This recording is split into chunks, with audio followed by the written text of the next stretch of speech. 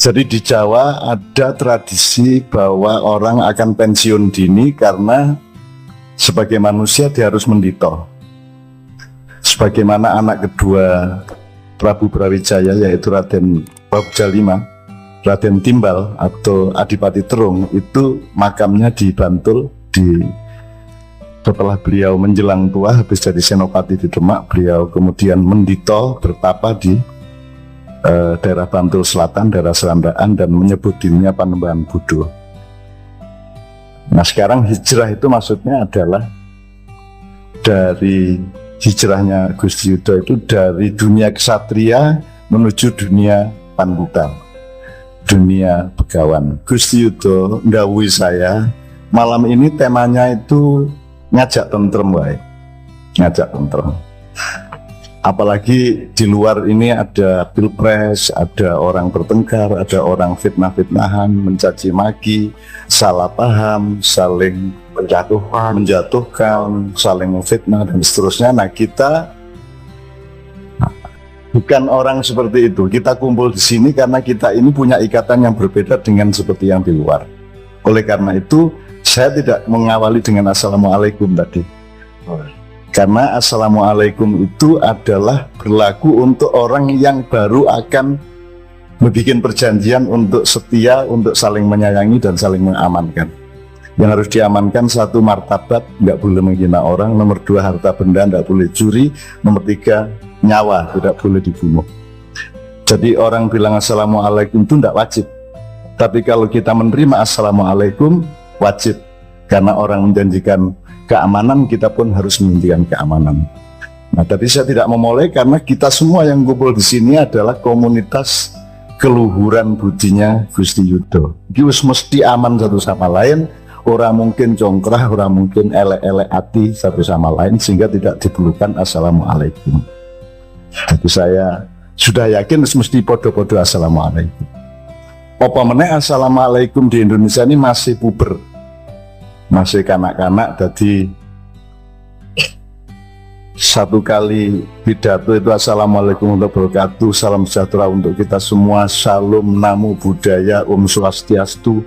Nek Cina apa nek Cina? Gong sipace. Sifat. Oh, gong sipace. Nek Cina orang tahu ngerti. Ayo tekon Cina. Jadi saya itu sudah mengusulkan berkali-kali di kalangan bapak-bapak birokrat. Kayak bebek nek ketemu sapi ya orang njur nirokke sapi. Ya sapine yo bebeke ya mbek, nek pitike ya petok-petok, nek manuke ya cuit-cuit. Jadi orang njur manuk ketemu pitik njur nirokke suarane pitik, dengan nek ketemu wong lima kudu nirokke lima. Jadi kalau saya orang Islam, saya tinggal bilang Assalamualaikum. Kalau sampean orang Kristiani, Anda tinggal bilang Shalom, karena maksudnya sama. Kalau diperdalam memang tidak sama, tapi kan wong merasa jeru-jeru banget. Gue jeru-jeru malah mati dalam pelukan. Jadi, yes, biasa-biasa wae. Nah, jadi kita sebenarnya kalau sampean Kristen yang di sini, saya tinggal bilang Shalom. Terus kita yang Islam menjawab Waalaikumsalam. Yang Buddha menjawab Namo Buddhaya, yang Hindu menjawab Om Santi Santi. Jadi setiap orang membunyikan disiplinnya masing-masing, maksudnya kan sama, sehingga tidak perlu menirukan satu sama lain timbangan entek-entek waktu. Bayangin dari lurah, camat sampai presiden selalu menyebut 6 gue oke banget. Mudah-mudahan pada suatu hari kita akan bisa lebih dewasa dan saling mengerti satu sama lain tanpa harus berpura-pura menirukan yang lain-lainnya. Oleh karena itu, saya tadi tidak pakai Assalamualaikum, timbangannya dowo. Ya. Terus tentram. Teman-teman yang Buddha punya mata air ilmu sendiri. Punya teman yang Hindu, yang kebatinan, yang kepercayaan, atau apapun, yang Kristiani, Katolik, Protestan, punya sumber ilmu sendiri, punya sumber air hikmah sendiri. Lah saya tidak perlu mencari sumber-sumber lain karena aku wis kecilik gawe sumberku dhewe, sing penting metune apik dienggo wong kabeh. Jadi janjane ora penting jenengan iki wong Islam apa wong Kristen, karena urusan Kristen apa Islam kuwi lak karo Gusti Allah. Misalnya wong Islam asyhadu alla ilaha illallah dan Muhammad Rasulullah niku depan karo Gusti Allah. Kuwi ora urusan karo tanggane. Urusane karo tanggane adalah kowe nyolong pora, kowe nglarani atine pora, kowe gotong royong pora, kowe ngrusak apa ora, kan begitu. Jadi sangat bagus andaikan orang tidak perlu mengerti agamanya temennya itu apa, karena yang dituntut oleh setiap orang adalah perbuatan baik dan akhlakul karimah dari setiap orang kepada yang lainnya. Saya punya banyak teman yang bertahun-tahun, berpuluh tahun bahkan tidak ngerti agamanya dan tidak pernah saya tanya, karena urusannya adalah kalau sama Tuhan itu urusanmu pribadi. Misalnya saya sholat itu baik untuk Tuhan, tapi belum tentu baik untuk kiri kanan, karena untuk kiri kanan kita urusannya bukan sholat tapi berbuat baik.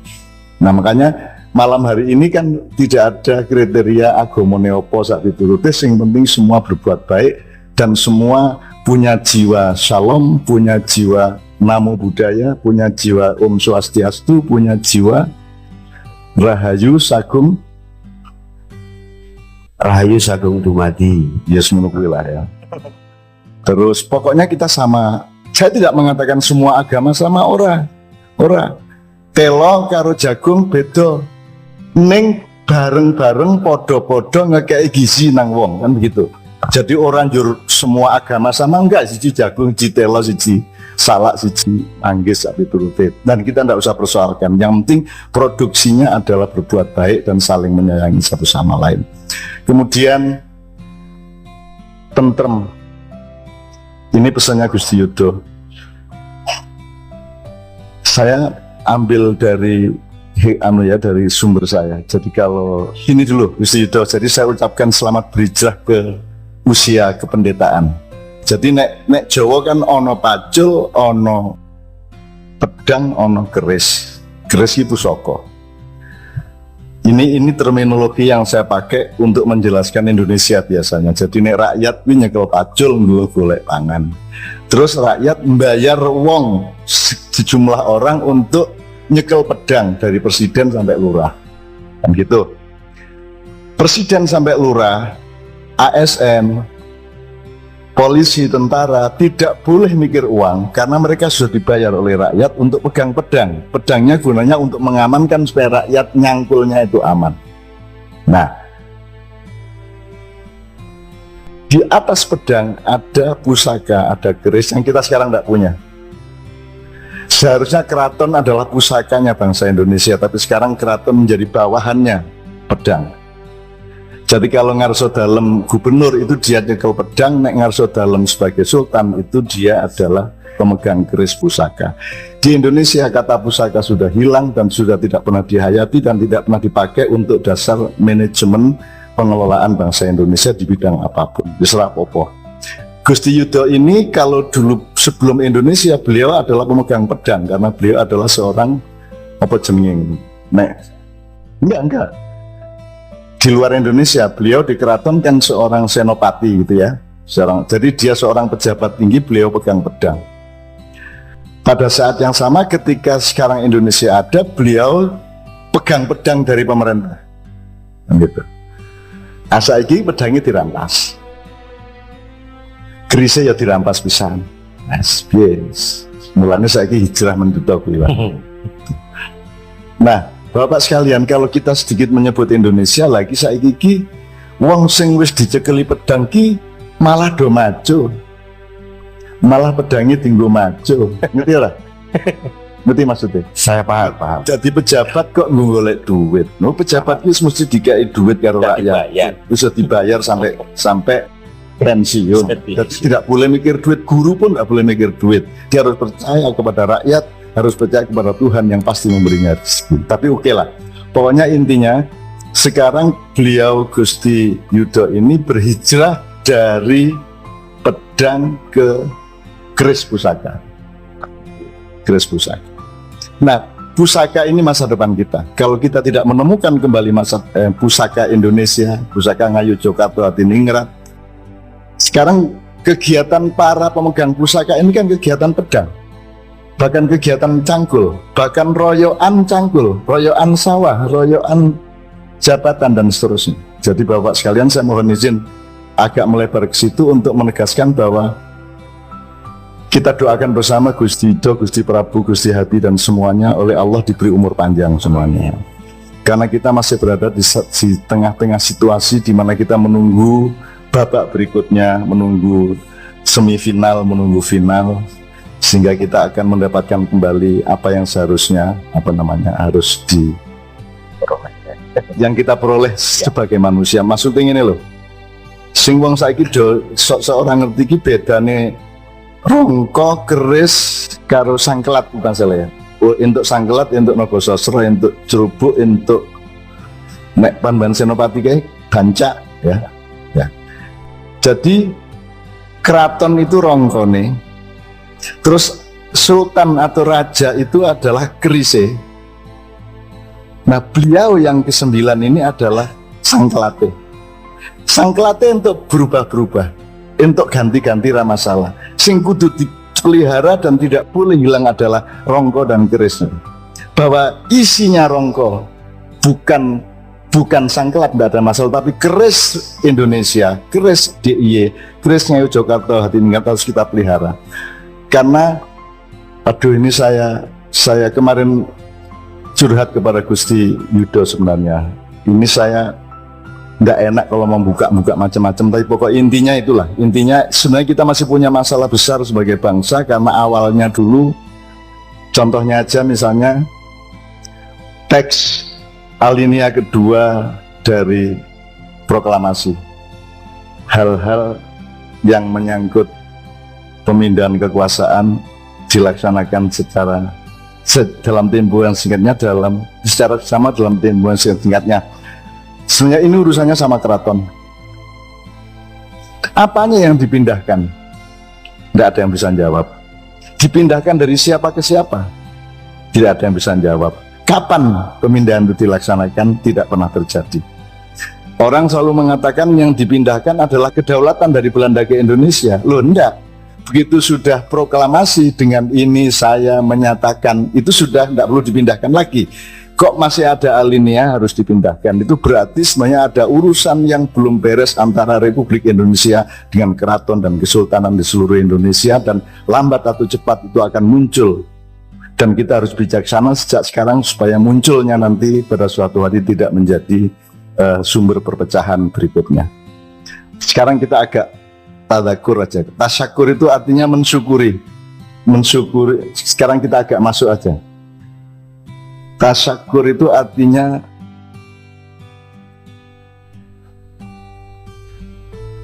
menikmati bahwa kita mendapatkan sesuatu, terus dipelihara kenikmatan itu namanya tasyakur. Jadi kalau syukur itu umum, kalau tasyakur ke dalam diri kita. Kalau zikir itu umum, tapi kalau tadzakur itu ke dalam diri kita. Kalau tafkir atau fikir itu umum, tapi kalau tafakur itu ke dalam diri kita. Jadi malam hari ini saya kira kita agak lebih masuk ke dalam diri kita. Kita tasyakur, kita tadzakur. Tadzakur itu artinya nek wong Jawa eling lan waspada. Waspada itu bahasa Arabnya takwa. Sama lihat aja di kamus bahasa Arab, atau bahwa takwa itu bahasa Indonesianya waspada, bahasa Jawanya waspada. Nah, karena Gusti Yudo meminta untuk kita ngomong tentrem, kalau di Quran saya ambil dua. Yang pertama, sok sing iso bali nang Gusti, marang Gusti kuwi sing kompatibel ya, sing cocok melbu. Nek ora iso melbu angel ya. Ibarat nek bensin ya dilebokke kae, nek banyu dilebokke kae ya. Yang kompatibel sama penerimaan Allah itu adalah orang-orang yang tentrem hatinya. Kalau ayatnya nyun sewu, ya ayatuhan nafsul mutmainnah irji'i ila rabbiki radiyatan mardiyah wadkhuli fi ibadi wadkhuli jannati. Wahai jiwa yang tentram, kembalilah engkau kepada Tuhanmu dengan ridho dan diridhoi, dengan lilo lan dililan. Melbu kowe dadi bagian dari wong-wong sing ngabekti karo cinta marang aku, terus melbu swargaku. Wadkhuli fi ibadi wadkhuli jannati. Jadi permintaan Gusti Yudo untuk tema kita tentram itu kan tanda bahwa beliau sudah seorang pendeta. Tepuk tangan. Tepuk tangan buat beliau. Meskipun mulutnya kadang-kadang masih anu lah. Ya, Tapi nggak apa-apa. lah, enggak, itu kan dalam rangka menyamar. Dalam rangka menyamar. Aslinya hatinya enggak begitu. Baik. Cuman untuk menyembunyikan supaya jangan sampai kelihatan terlalu alim, ya cangkeme itu rada di sarok-sarok ke sidik. Karena banyak orang alim itu dalam cerita-cerita sufi justru menunjukkan perilaku yang membuat orang tidak menjadikannya kiai. Karena kalau sampai orang terus ndelok dhek alim tenan, soleh tenan, apik tenan, kuwi malah njur iso dinapik-napikke, malah iso di malaikat malah membuat orang berlaku syirik. Makanya banyak kaum sufi yang bahkan ada mergo saking disenengi wong, saking dinut wong, akhirnya dhek awan-awan Ramadan melaku-melaku ngarep pasar, ngarep masjid mangan. Neng wong kuwi wali berarti kuwi. Untuk nek wali iki wis makrifat berarti untuk mangan nek poso kan gitu. Jadi tetap aja mangan poso-poso tetap disembah-sembah, dijunjung-junjung. Akhirnya dia joget-joget pas jemuan, orang melu jemuan joget-joget. Tapi kesimpulannya sama dengan di Indonesia, oh kuwi mesti wali. Kan wali kuwi mesti aneh. Jadi misalnya nek arep pengajian mlakune orang ini ning ngene. Misalnya gitu, ono kuwi wali sing ngoten niku enten sendale diwalik ngoten niku untuk memberikan tanda-tanda bahwa ini orang majdzub, ini orang yang digerakkan oleh malaikat tertentu untuk berlaku aneh di kalangan manusia. Nah, Gusti Yudo menyembunyikan dirinya yang sudah pendeta itu dengan kalimat-kalimat yang kadang-kadang memang agak bau gitu ya, agak saru gitu ya. Dan itu tidak karena beliau saru, tapi karena beliau ingin menyembunyikan. Jangan sampai orang tahu betapa solehnya beliau sekarang ini. Betapa alimnya beliau. Oh iya. Iya, rasa guyu gue. Nomor 2, ala bidzikrillah tatmainnul qulub. Nek waktu saya sudah habis, tolong ditegur ya. Iya, Pak. Kata Allah, sesungguhnya kalau kamu ingin tentrem ya gue selalu tansah kelingan Gusti. Kelingan itu kan nek Jawa kan eling lan waspada. Ini bisa diolah eling tur waspada. Iso eling ben waspada. 3 ini. Eling lan waspada ini kan masih unsur. Tapi kalau eling tur waspada berarti ada penekanan, ada aktualisasi. Nah eling ben waspada berarti ini satu manajemen internal. Ben kue waspada kudu eling terus. Mulane eling ben waspada. Eling itu zikir, waspada itu takwa. Jadi adzikru wa taqwa. Nah, sing jenenge eling orang mengkelingan. Sing jenenge eling itu harus menyeluruh. Harus memakai. Misalnya aku kelingan sego apa sebabe mergo pengen mangan. Pengen mangan. Apa mengkelingan tok lah ya. Jadi kalau kita eling kepada Allah, maka jangan sampai ada perbuatan kita yang Allah tidak kita libatkan. Ambil keputusan, pas bingung, pas gembira, pas dapat uang, pas utang tidak bisa bayar, pas disingkirkan oleh kekuasaan, pas apapun saja itu kita menghadirkan Allah di dalam perhitungan kita. Itu namanya eling. Ben waspodo. Waspodo adalah tidak pernah menemukan apapun tanpa Allah ada di dalamnya. Tidak pernah melihat apapun tanpa Allah ada dalam pandangannya. Tidak pernah mendengar apapun, mengalami apapun, menempuh apapun tanpa Allah menjadi faktor primer di dalam keterlibatannya.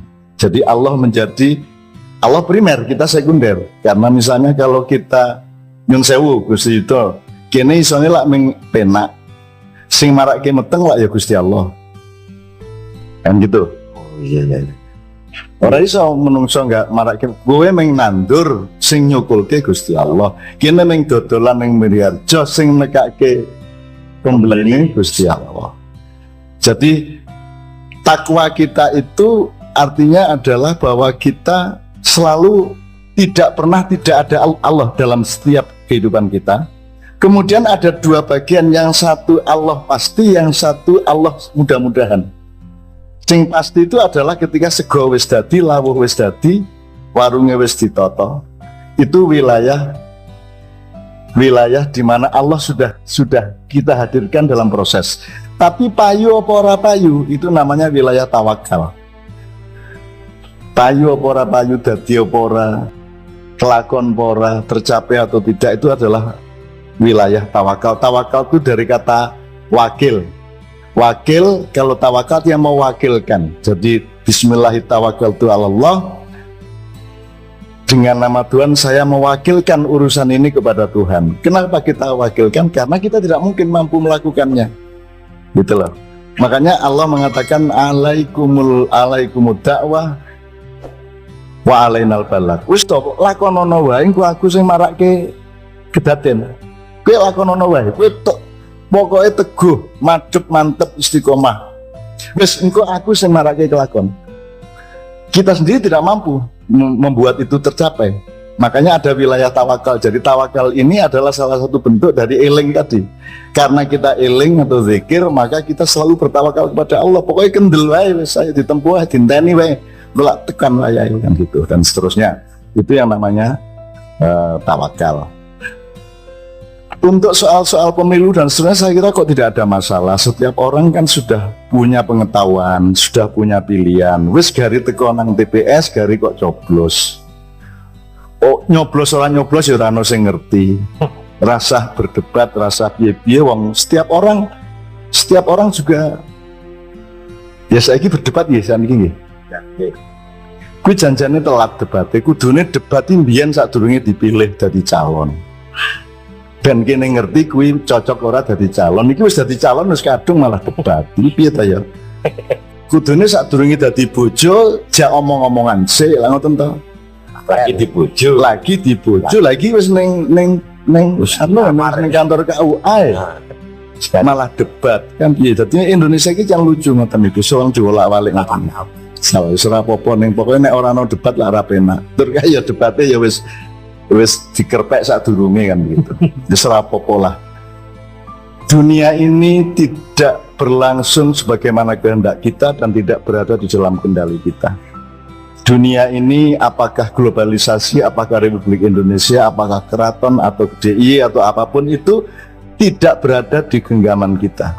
Dia berada di genggaman orang-orang yang biasanya memang bernafsu kekuasaan dan harta. Jadi kalau kita yang kita carikan bukan. Jadi kalau kita ibaratnya kalah sama mereka, loh aku ora kalah, wong kayak Rono aku rene. Aku orang ngurusin dunia banget kok, dunia ini mengliwat mampir ngombe karo gaple kan gitu, solet. Selebihnya tujuanku duduk kuwi. Jadi nek dunia kaya ngene iki aku ora masalah. Aku ya ora diwajibi Gusti Allah dandani ngayu Jakarta ndak Indonesia ya ora kok. Aku men dikongkon Gusti Allah iki pokoke anak bojoku kudu beres nganti swarga. Perkara tangga teparo monggo bareng-bareng disengguyung, sunah hukumnya kuwi sedekah. Saya ke Indonesia sedekah, saya tidak punya kewajiban, saya tidak dimandati, tidak dibayar dan seterusnya, sehingga saya melakukan sedekah dan infak kepada masyarakat tiap hari.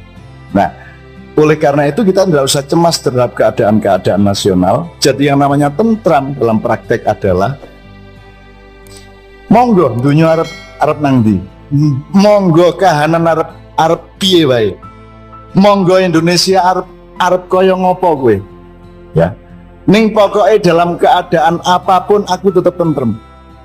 Dalam keadaan apapun aku tetap bersama Allah. Aku tetap bersama Kanjeng Nabi. Aku tetap sesrawungan karo konco-koncoku yang al-mutahabbina fillah.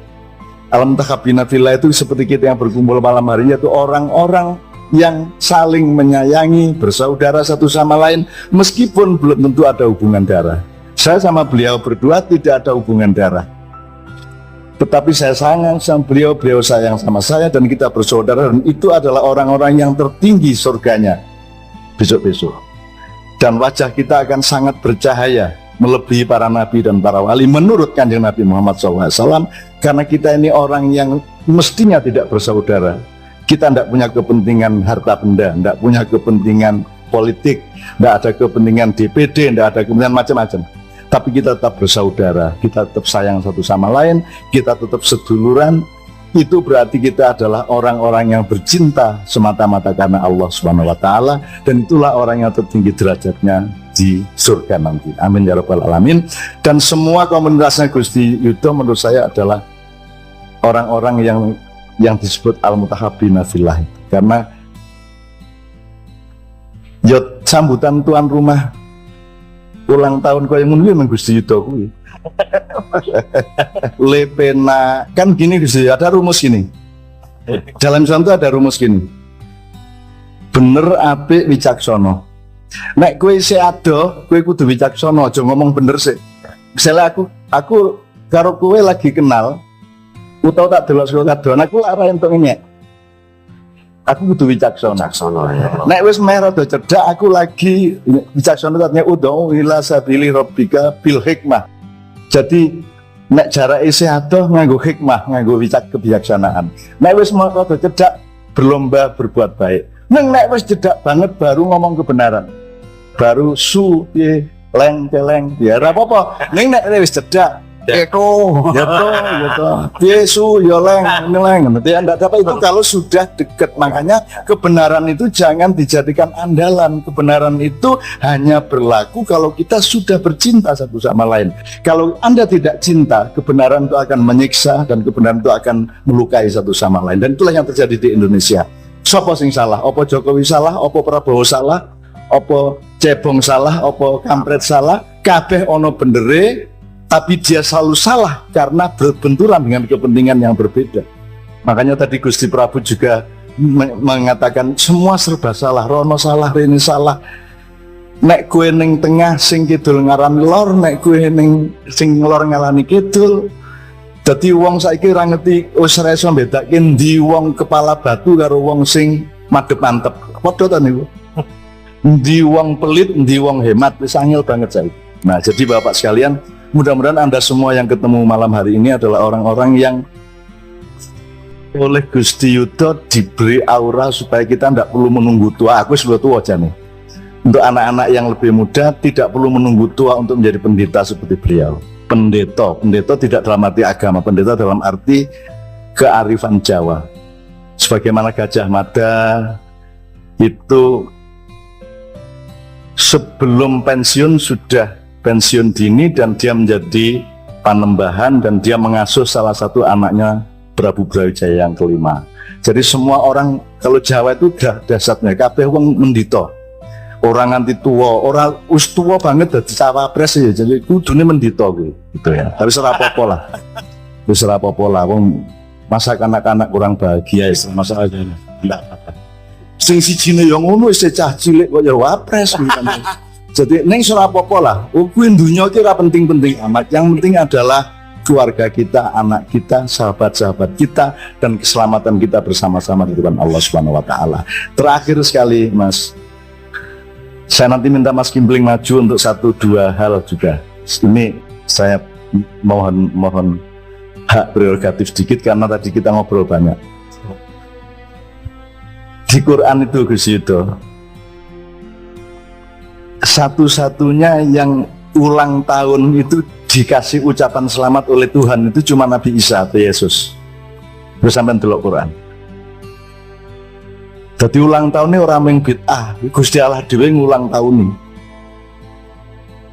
Al yauma yauma wulidta wa yauma yub'atsu hayya wa yauma yamu wa yauma yamutu wa yauma yub'atsu hayya. Jadi inilah kata Tuhan, inilah hari kepada Yesus nih, hari di mana engkau dilahirkan.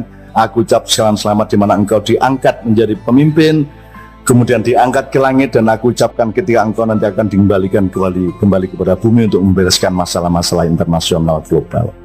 Kemudian Nabi Isa sendiri, Yesus sendiri mengucapkan Salamun alayya yauma wulidtu wa yauma amutu wa yauma ub'atsu hayya. Selamat ulang tahun kepada diriku, pada aku, pada hari kelahiranku. Selamat ulang tahun juga pada hari ketika aku dipanggil Tuhan untuk naik ke langit, dan selamat kepadaku ketika Tuhan menurunkan aku kembali ke bumi untuk menyelamatkan umat manusia. Jadi ulang tahun umur sudah siji ora ono masalah, wong Nabi Isa we ulang tahun dan Allah sendiri yang mengulang tahun itu. terakhir bahwa tidak ada tumpeng. Nek jenengan tumpeng apa to Mas? Tumpeng jane piye nek? Tumuju ing pangeran. Nah, jadi biasanya kebiasaan orang-orang Jawa itu menuju ke pangeran dengan ukur rampe tumpeng ada semuanya di situ untuk ciri khas orang Jawa. Biasanya loh yang kita tahu seperti itu loh. Bedanya sama ambeng lah diratakan. Gitu. Nek iki kan munggah. Iya munggah. Jadi saya pernah belajar kepada Kanjeng Sunan Kalijogo. Dulunya ambeng. Terus di sebuah bukit ada masyarakat yang kebetulan Sunan Kalijogo lewat terus diusuli. Jane api iki diunggahke lho. Nah, ada 2 tahap. Tumpeng itu biasanya ada 3 kembang, 1 mawar, 2 kenongo, 3 kantil. Mawar itu lambang pluralisme, mawarno mawarni, ya, mawarno-warno mawarni-warni. Lambang dari kita ini bareng-bareng bersama-sama beda-beda ning sak kebon dan saling menikmati guyub rukun gotong royong. Padahal setiap kembang, setiap orang, setiap ideologi, setiap kelompok, setiap identitas macam-macam itu maupun personalitasnya juga macam-macam, kuwi kenongo, kenongono, kenongunu, kenongene, nah, kan gitu. Dan tidak boleh dilarang. Asal ada perjanjian di antara semua yang kenongono kenongene kuwi. Makanya dibutuhkan negara, dibutuhkan keraton untuk bikin pagar, untuk bikin aturan-aturan dan perjanjian-perjanjian. Ning kenongono kaya ngopo, kenongene kaya ngopo, kenongunu nganti kaya ngopo wae ning tetep kudu kantil. Kantil. Tetep kudu lengket satu sama lain. Nah, terus jadilah tumpeng. Lho kowe lengkete ora iso nek karo menungsa foto-foto menungsa, ora mung lengket karo wit-witan, karo watu, karo kewan. Kowe kudu lengket juga karo sing gawe urip. Maka dibikin nasinya ke atas supaya kita tetap kandil dengan Allah Subhanahu wa Ta'ala.